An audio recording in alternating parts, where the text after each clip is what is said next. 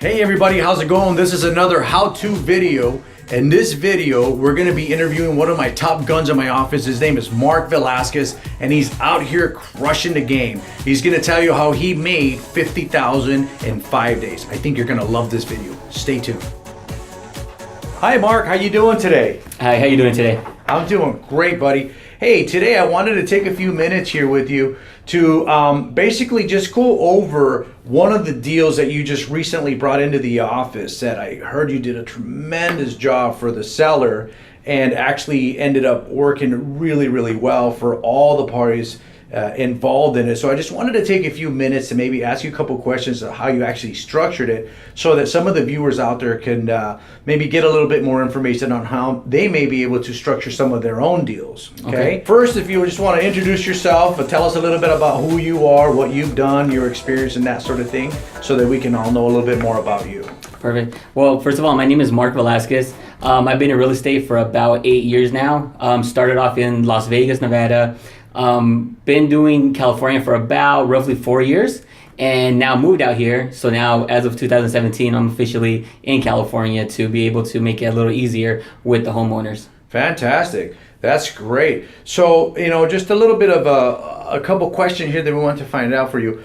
In California, what are you finding out here in comparison to what you're finding in Nevada in regards to properties that are in distress? Are you seeing more properties out here? Are you seeing more properties in Nevada? Are you seeing properties maybe that are going to auction out here that may be a good opportunities for investors to pick up? Tell me a little bit about that. Well, yeah, definitely. In both California and Nevada, there are properties going into auction. It's slowed down a lot, since I first started, but there are still a lot of properties, especially with HOA auctions. They are foreclosing on properties. But in California in particular, a lot of properties that go to auction don't get postponed anymore. So for example, this particular deal that we were talking about, it was about 24 hours before the auction that we actually saved it, and it took a huge amount of work, as opposed to years ago when it was very easy to postpone foreclosures. Wow. So now, just so that we can know exactly how this deal was structured, so basically what you did is you talked to a seller. How did you find the seller? We actually do a marketing campaign here, and we called him up, and at that point he was basically telling us that the property was in foreclosure. It was gonna get sold tomorrow or the next day at auction. So we kind of talked to him a little bit about what his problem was, why he fell behind, just kind of get to know him a little bit. At that point, we did not know for a fact that it was going to foreclosure tomorrow. We just took his word for it. So once we did our research, we saw that it was going to foreclosure to the next day. So that's when we jumped on top of it immediately. The foreclosure was being done by the homeowners association? Yes, correct. Okay. And in regards to the homeowners association, how much was he delinquent on the HOA? At that point, it was $15,000. $15,000. So he had made a payment on the HOA for quite some time. Now, what about the mortgage? Is he also delinquent on the mortgage? He was delinquent, but it had not been in foreclosure yet. He was about 10 months behind. Gotcha. So when you went in, you talked to him about the HOA. He was clearly interested. Right. And now you said he had a foreclosure sale day coming up within, was it a couple of days or? The very next day, within 24 hours. Wow. So you were pressed for time. So you didn't have a lot of time. No, not at all. Wow. So can you maybe show us or tell us a little bit about how you actually were able to convince the homeowners association to give you a little bit of time? What did you actually do that the homeowner association actually allowed you to postpone it? So walk me through the process. Well, basically, as soon as we got off the phone with him, we called the HOA and tried to get a hold of their trustee, which is the attorney doing the actual foreclosure. Once we got a hold of her, the lady, her name was Susan, I'm never going to forget that. Mm-hmm. She basically told us there's nothing that can be done. He was way too delinquent on there. It was going to go into foreclosure at 10 a.m. the very next day. So at that point, it was kind of a done deal. So what we did is we actually wrote them up an offer, got a buyer immediately, wrote up an offer, sent it to them so they could postpone it. Just that way it gives us more time to be able to close the transaction. And they were able to do so. So we got it postponed. The HOA gave us like another 20 22 days or something like that to be able to get it done. And then at that point, we were able to market the property to be able to get another traditional buyer to come in.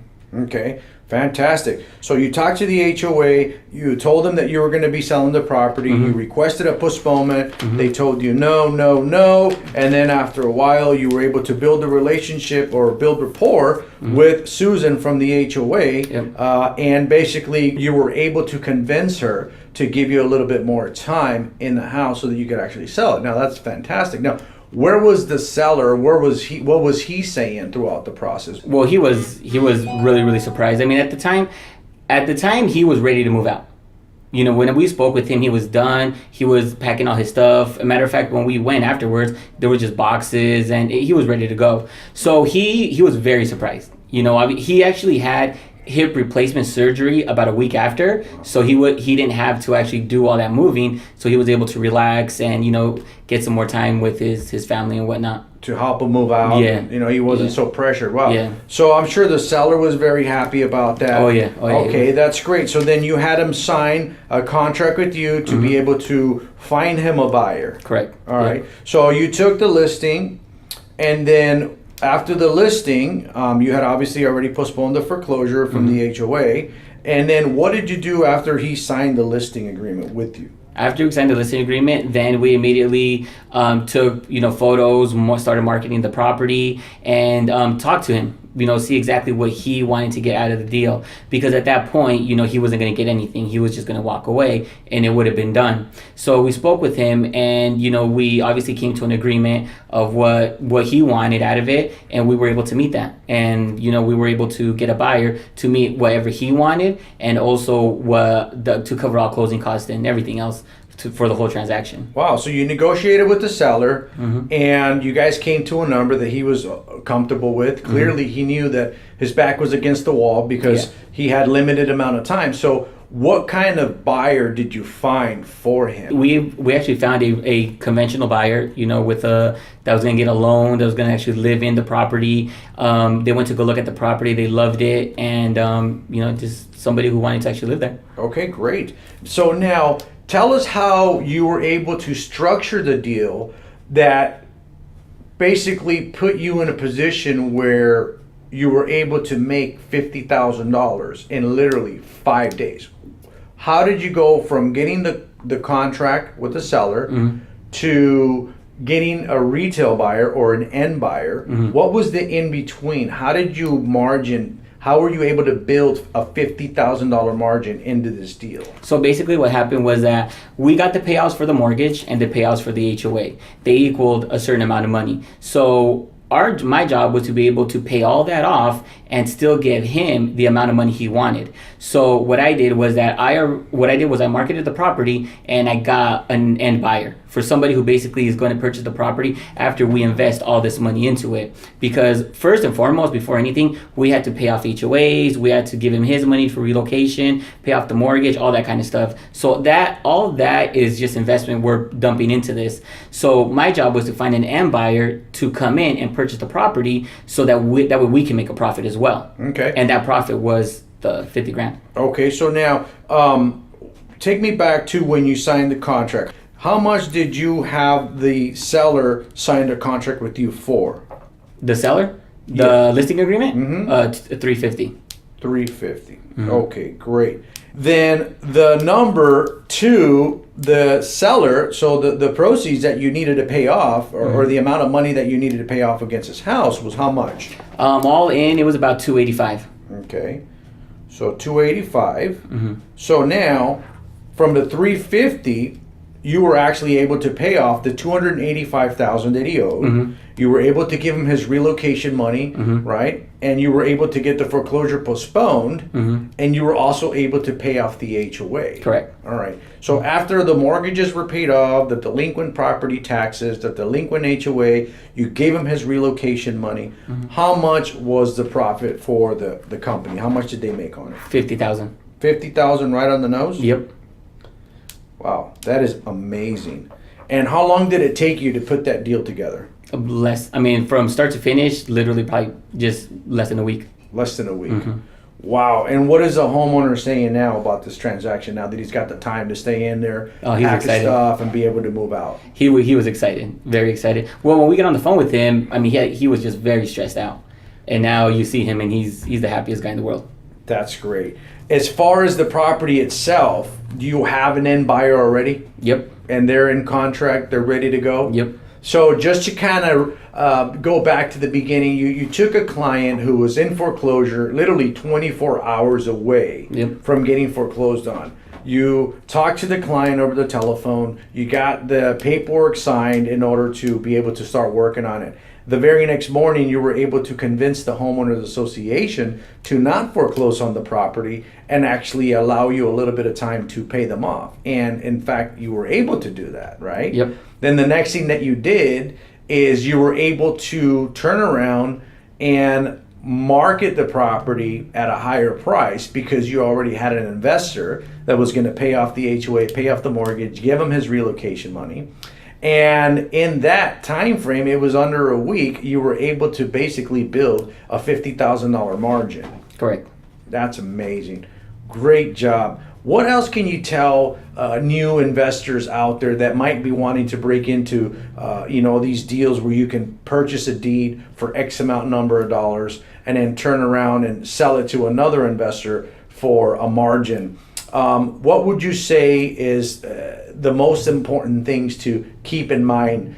Is it foreclosures? Is it the trustee sales? Is it the liens? Is it the seller? What would you recommend that a new investor out there looking to get into these kinds of deals do first? Well, I definitely would say to check the title report. Make sure that there are no other liens on the property. Make sure you know what you're getting into. There's been a lot of situations, especially with new investors who go to HOA foreclosures, buy a $10,000 lien, but they don't realize they have to pay the mortgage. You know what I mean? Mm-hmm. So when you first break into this business, you just have to have all your T's crossed and I's dotted, because if you don't, then you can make a huge, like $100,000 mistake and not even know about it. But, just check the title. Make sure it's clean. Make sure you know what you're buying. Make sure you know how to market these properties, because if you buy a property, you have to make sure you have an end buyer. You want to get out of it quick. You want to make sure you buy the properties, sell it, and then move on to the next one. Don't buy a property where there's just the title's a mess, and then you're sitting there for months trying to clean it up.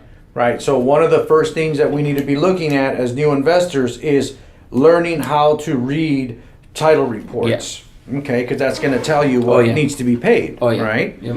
And number two, what would you say is maybe the second most important thing after reviewing the title and knowing that, there is a deal here, there's not that much liens, there's not that many liens against the property. Mm-hmm. What would you say the second most important thing is after that? Second most important thing would probably be talk to the seller, talk to the homeowner. Get to know the homeowner, see where they stand, and make sure that they understand what they're going to be going through. Make sure they understand the process, and make sure that they're going to stick by your side throughout the whole transaction. It's not, the money's great. When we make money, this is why we're in business. But when you actually help somebody to be able to walk away with a certain amount of money, as opposed to just losing the property, I mean, that's a great feeling, Mm-hmm. Yeah, of course we make a ton of money in this business, but when you actually help somebody to be able to, do something that they didn't think they were going to be able to do anymore, it's a great feeling. So you have to become a problem solver. Oh yeah, you're the therapist, you're the everything. Sure, absolutely. That's great. So number one, read the title report. Number two, make sure that you have a motivated seller who can understand the process, what you're trying to do, and is going to be committed to selling the property. Yep. And number three, what would you say maybe the third most important thing for you would be after you've checked the title, you've talked to a realistic seller who's highly motivated, what would be the third thing that you would say, is important for investors to look for?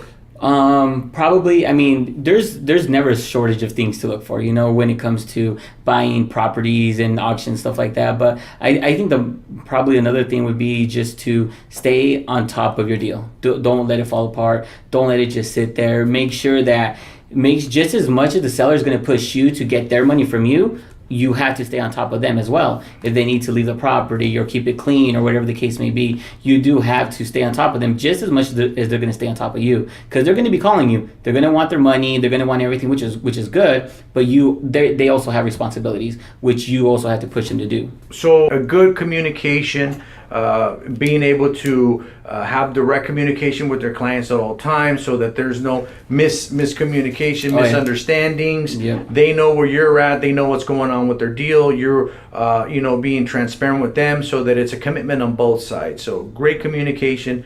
That's excellent. That's great. You know what, Mark? Honestly, congratulations on your new deal. Thank you. I think, just hearing you talk about how you structured these deals and you made $50,000 in 5 days, it is possible. Clearly, that file that's right in front of you is the one that you're actually working on. So congratulations on putting such a great deal together. And thank you very much for sharing some of your knowledge and your experience with the rest of the world out there. No problem. Thank you.